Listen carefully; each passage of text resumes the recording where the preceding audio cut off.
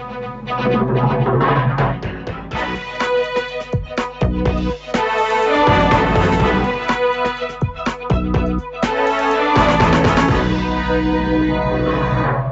morning and welcome to our program. I'm Kokeli Tanda. Today we talk to the leader of the Congress of the People, Mr. Mosiuoa Lekota, about COPE's vision for 2012, its parliamentary agenda and the party itself.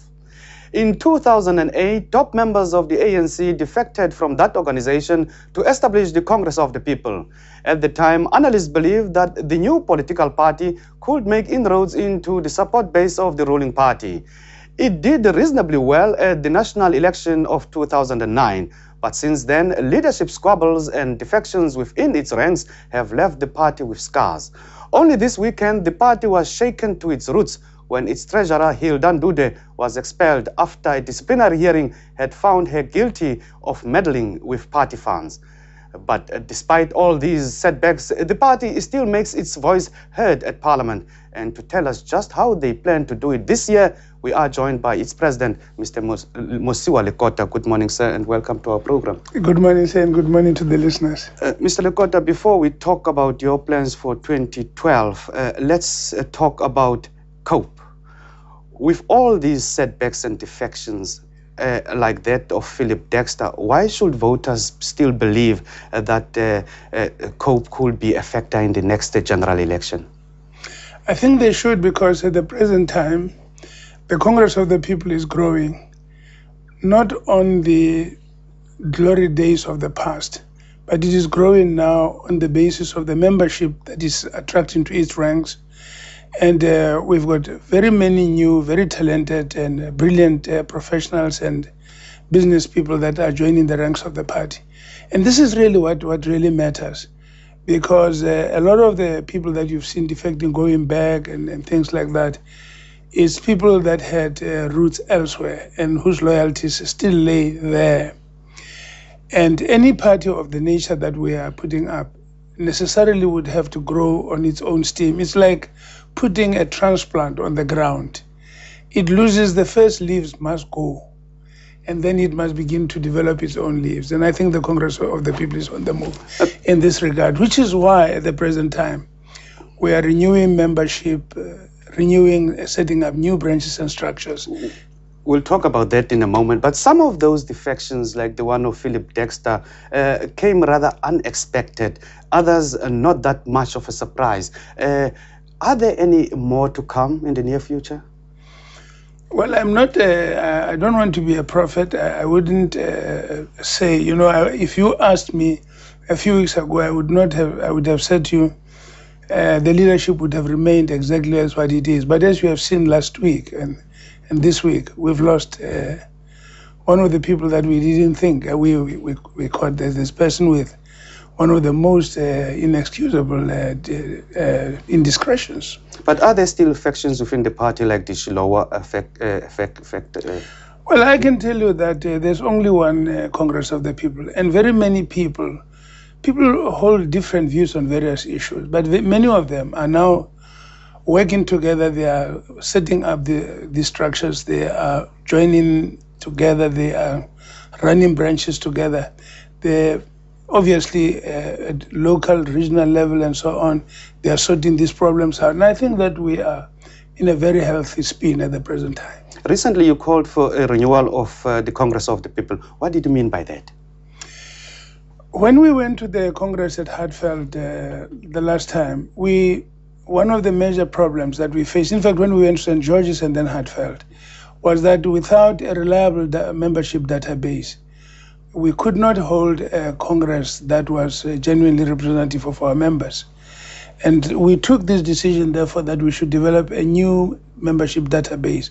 And this renewal of membership has to do with that people are taking membership afresh, new forms, and we have developed two sites so that we are able to check all of our membership. If we say we've got 50 members in a particular area, we must be able to the last detail to say who are these people. And we also check them against the voters' roll to see whether these are genuine South Africans, genuine living people, and that you can go up to their home and say this is where they are.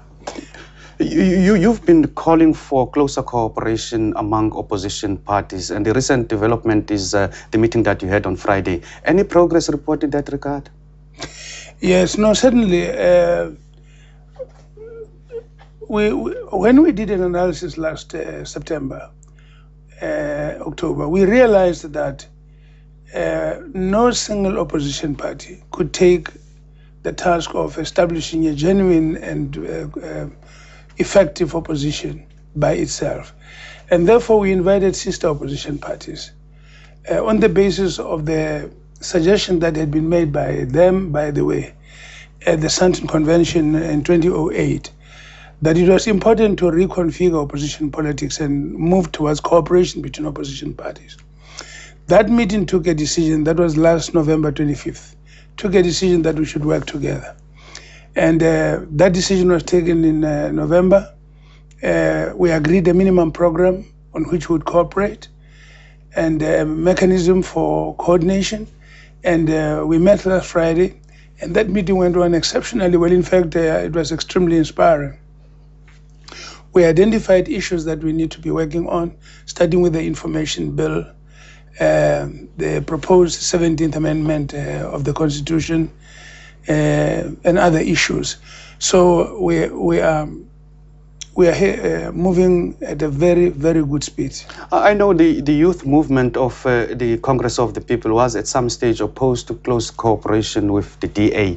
And one wonders, is the youth movement this time around on the same page with the leadership with regard to closer cooperation with other opposition parties? Well, I'm not sure that it's correct to say that the youth of COPE was. There was a section, of course, that made a bit of... The position is that we have never advocated a bilateral arrangement with the DA, such as what the ID did. We've always argued that it was important to bring all opposition parties together. And on this, the organization has always been at one.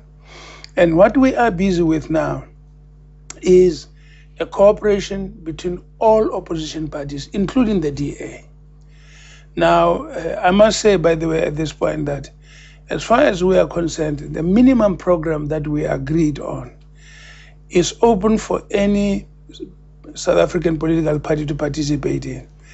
And it's a very sad thing that given the constitution of our country, which calls for one united nation, that there is a sad pattern that suggests that white South Africans do not have equal right to participate in the politics and the determination of the future of our country. And the attitude towards the DA seems to suggest that this, in spite of the fact that this is a non-racial party. In fact, even in its deep in its root, it's always been non-racial. Unlike the old National Party, unlike the Freedom Front Plus, which were parties that were largely exclusively white, etc. I think that is very unfortunate. Mr. Lekota, before we look at other issues with regard to the role of COPE in Parliament, you recently expelled the treasurer of COPE, and I know you're in the process of cleaning up the Congress of the People. Why would you have taken such a drastic step? And what is your response to those who are pointing fingers at you that you are also not clean either? Well, first of all, and in very short terms, let me say that we discovered that Ms. Ndude had been siphoning off the party's funds. And some of this she was diverting into her own personal account, some of her family members' accounts, some of them into the accounts of her PAs or some of the people that worked in some of her private business. And it was really alarming. And once we discovered that, we confronted her with the evidence that was there. The CNC decided that there should be a disciplinary hearing. Well, before that, it immediately took the action of stripping her of her powers and suspending her as leader, as treasurer, leader, and member of the party, subject to a disciplinary hearing. That disciplinary hearing took place last week, and she was found guilty. It then recommended that she must be expelled. There was no other way, and that's the reason, sir. Briefly, your response to those who are pointing fingers at you, claiming that you're also not clean either. There is no evidence of any kind to suggest that I have indulged in any indiscretions with regard to the resources of the party.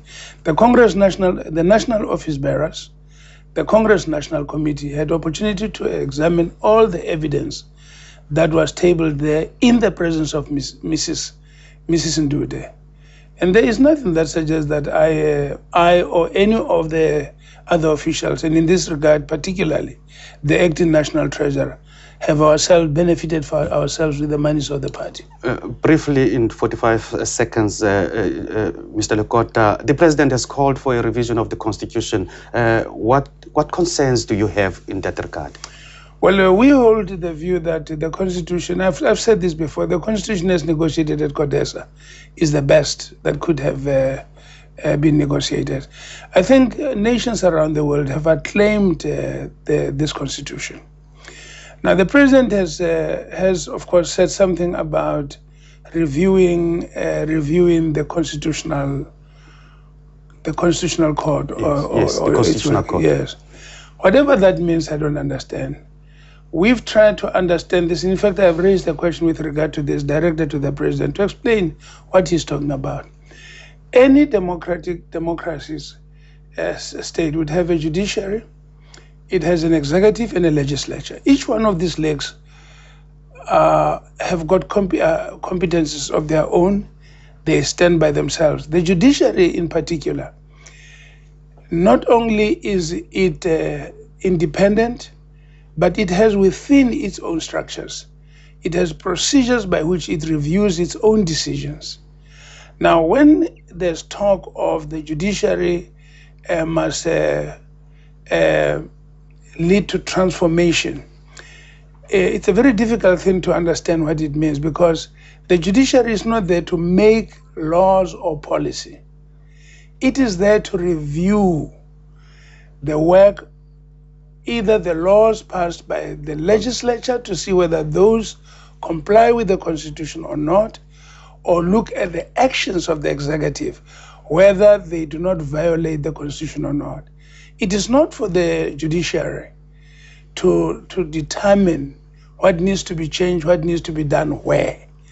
Now, what this throwing around this word transformation at anything that you see in front of you, it boggles the mind what is intended. So I've asked the president, can you really tell us what you say the judiciary should do that it is not doing now? And what structure will review the work of the judiciary when the judiciary is already empowered in its structure to review its own decisions? Mr. Mosiuoa Lekota is the president of the Congress of the People. We have unfortunately run out of time. Thank you very much, sir. Thank you, my privilege. We have to go for a break. We'll be back in a moment with more news and views from Parliament. Stay with us.